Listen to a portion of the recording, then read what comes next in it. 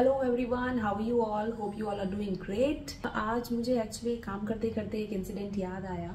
मैं अपने बेटे अबीर को, जो कि अब ऑलमोस्ट 3 ईयर का हो गया है, अभी डेंटिस्ट को मैंने उसको दिखाया था। बिकॉज मैंने नोटिस करी कि उसके पीछे मोलर टीथ में एक कैविटी डिटेक्ट हुई है।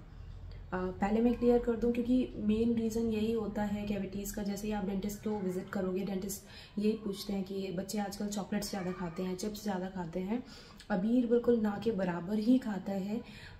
बस उसको कहीं से अगर किसी बर्थडे पार्टी वगैरह में या किसी गैदरिंग में उसको मिल गई है तो ज़रूर मैं उसको मना नहीं करती हूँ। अदरवाइज़ हम घर में टॉफ़ीज़, चॉकलेट, कैंडीज़ ये सब नहीं रखते हैं। सेकेंडली हुआ ये कि जब वो कैविटी डिटेक्ट हुई तो थोड़ा सा आइडिया मुझे ये था कि जब वो 2 से ढाई वाली एज में था तो रात के टाइम में मैं वैसे बेड टाइम ब्रशिंग करवाती हूँ, लेकिन 2 से ढाई वाली एज में उसने कुछ ज़्यादा नाटक करने शुरू कर दिए थे। ब्रश के टाइम में बहुत टाइम लगाता था, तो मैंने वो उसको अवॉइड करना स्टार्ट कर दिया और मैं सिर्फ उसको पानी से कुल्ले रिंसिंग करवा देती थी। तो आई थॉट कि काफ़ी होगा उतना, but that was not enough. हमें ऐसा लग रहा होता है कि पानी से हमने कुल्ला कर लिया और टीथ में से सब कुछ साफ़ हो गया होगा, क्योंकि जब हम रिंस करते हैं अपने माउथ को और आप उसको स्पिट करते हो तो उसमें से कुछ थोड़ा सा निकल जाता है और आपको लगता है ये हो गया होगा। बट नहीं, जो हमारे दांतों के बीच के जो गैप्स होते हैं बहुत माइन्यूट होते हैं। विदाउट ब्रशिंग नहीं क्लीनिंग हो सकती है। तो ये गलती थी जो मैंने करी थी, और मैं चाहती हूँ कि आप लोग अगर ऐसी गलती कर रहे हैं तो उसको अवॉइड करें। Bed time brushing is mandatory, वो करनी ही करनी है। डेंटिस्ट ने मुझे 2 बहुत इंटरेस्टिंग फैक्ट्स बताए जो मैं आपको भी वीडियो के एंड में बताऊंगी। आप मेरे साथ जुड़े रहिएगा उसको सुनने के लिए। टॉफ़ीज़, चॉकलेट्स खाने में कोई प्रॉब्लम नहीं है।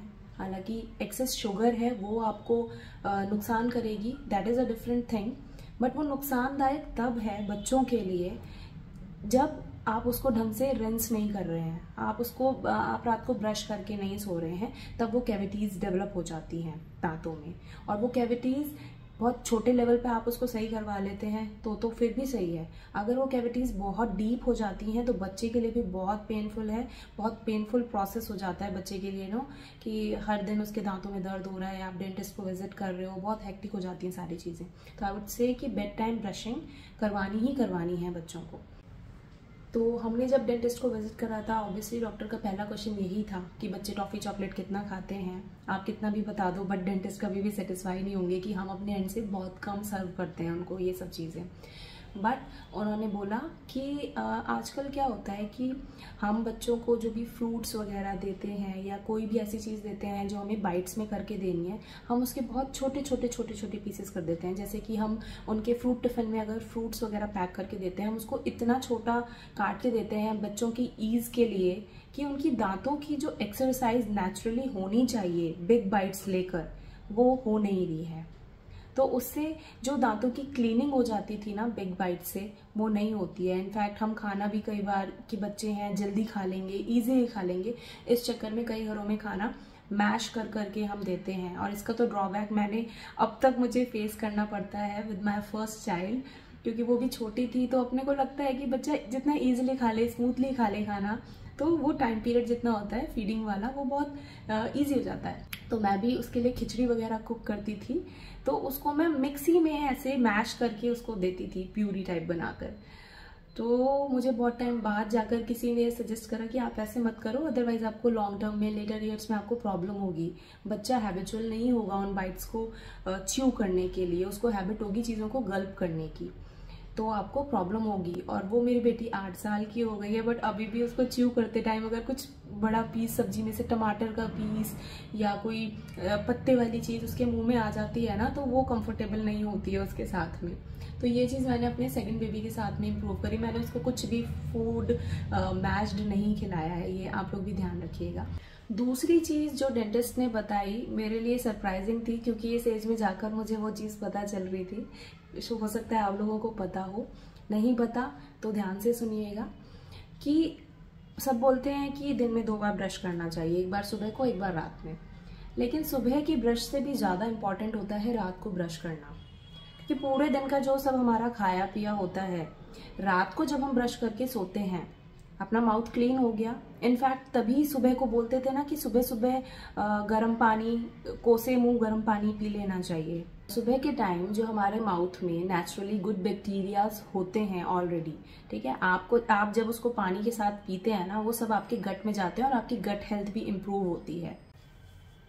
वैसे तो अगर ये हैबिट भी डेवलप कर लें हम कि हर मील के बाद में सिर्फ पानी से कुल्ला कर लें, ब्रशिंग अलग है, सिर्फ पानी से कुल्ला कर लें हर मील के बाद में, जैसा कि हम पहले करते भी थे। क्योंकि पहले क्या होता था कि अपनी जो एक कॉमन एरिया होता था घर में, कॉमन हॉल होता था, वहां पर एक वॉश बेसिन और मिरर वो हमेशा लगा ही रहता था सारे घरों में। तो हैबिट में था कि खाने से पहले जाना है, हाथ धोने हैं, खाना खाने के बाद जाना है, हाथ धोने हैं और रिंसिंग करनी है माउथ की।